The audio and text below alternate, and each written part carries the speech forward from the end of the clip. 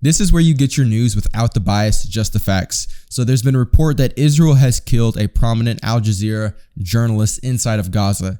Al Jazeera is a news organization that inside of Gaza, and their most prominent journalist is Anas al-Sharif. And Anas al-Sharif was killed in a strike from Israel. So journalists cried out in disbelief Sunday night as they stepped into a press tent in Gaza City that had been hit in an Israeli attack. In all, 6 Palestinian journalists were killed in that attack. The attack on the journalist and on al-Sharif in particular was roundly condemned by groups representing journalists, even as Israel's Arabic military spokesman shared what he said was proof that the correspondent was a Hamas cell commander, an allegation first levied last year. So Israel said that they have evidence that al-Sharif, who is a journalist who really focused a lot on the killing of Gazan citizens, that they have evidence that he was actually a Hamas commander. So they're saying, hey, he's actually part of the military that we're fighting against. He's playing as a journalist, but he's also part of Hamas. The Committee to Protect Journalists called Israel's accusations against al-Sharif, which he refuted before his killing, unsubstantiated. Al-Sharif also always wore the vest. He was a target, one of 6 Al Jazeera journalists named in a list 10 months ago by Israel, which accused them of having ties with militant groups. So for the past 10 months, Israel has claimed publicly that they believe that al-Sharif is part of Hamas.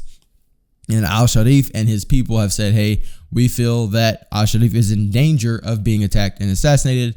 Some in that list were later assassinated or severely wounded. Here's some description of them. He's a father of 2 young children. He had a boyish face and neatly combed hair.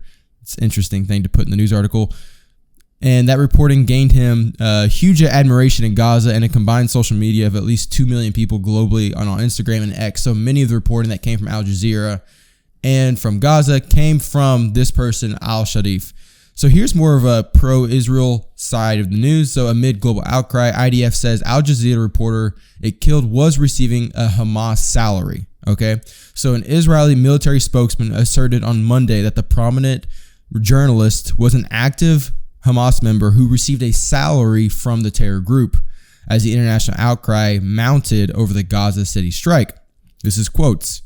Prior to the strike, we obtained current intelligence indicating that al-Sharif was an active Hamas military wing operative at the time of his elimination. In addition, he received a salary from the Hamas terror group and terror supporters. The IDF said that Sharif was the head of a Hamas terrorist cell and advanced rocket attacks on Israeli civilians and IDF troops. So remember, they're saying that the access that he had to the grounds on Gaza City where the attacks were happening, that it gave him ability to help deliver intelligence to Hamas. In quotes, intelligence and documents from Gaza, including rosters, terrorist training list, and salary records prove he was a Hamas operative integrated into Al Jazeera, quotes. The documents published by the IDF in October showed that Sharif joined Hamas's military wing in December 2013, where he served as commander of a rocket launching squad in northern Gaza. He was certified as a team commander in 2019, according to the documents. Also lists his military ID number. In 2017, he was wounded in his eye. He suffered hearing loss during Hamas training, though he continued to remain in the organization on a $200 a month salary. It's not a big salary. A separate undated document showed that Sharif's name was on the eternal phone registry of one of their battalions.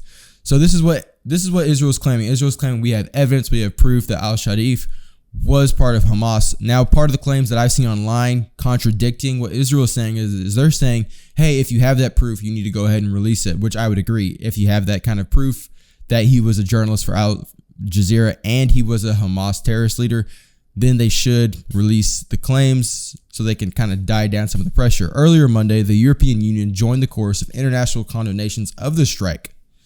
The foreign policy chief, Kaja, called on Israel to provide clear evidence of its claim regarding the affiliation of the journalists it targeted.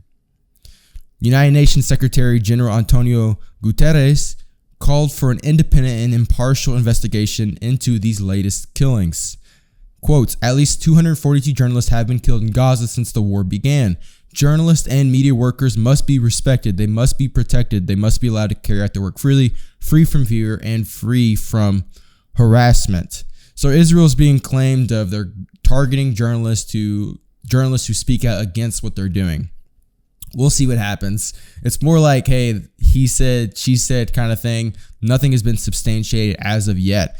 What I will say would probably help Israel's case is if they allowed journalists, international journalists, to come inside of the war territory. If you remember, in places like in the United States in the Vietnam era, it really helped when they allowed journalists inside of the Vietnam territory to really document what's happening. So far, as from what I've seen, is there are no journalists who are allowed to come inside of Israel and report on what's happening in the war area. So we'll see what happens next. I would like to know your opinion. Put your opinion in the comments. Don't forget to like, subscribe, share with a friend. I'll see you next time.